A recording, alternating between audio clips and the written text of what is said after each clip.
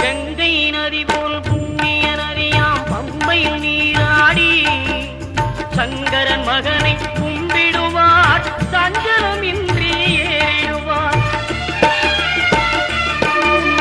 நீலிமலை ஏற்றம் சிவபாலனும் ஏற்றிடுவார். காலமெல்லாம் நமக்கே அருள்காவலனாயிருப்பார்.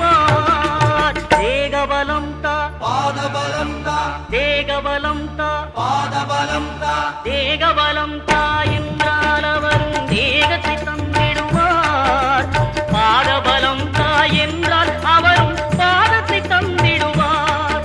நல்ல பாதையை காட்டிடுவார். சுவாமியே ஐயப்போ ஐயப்போ சுவாமியே.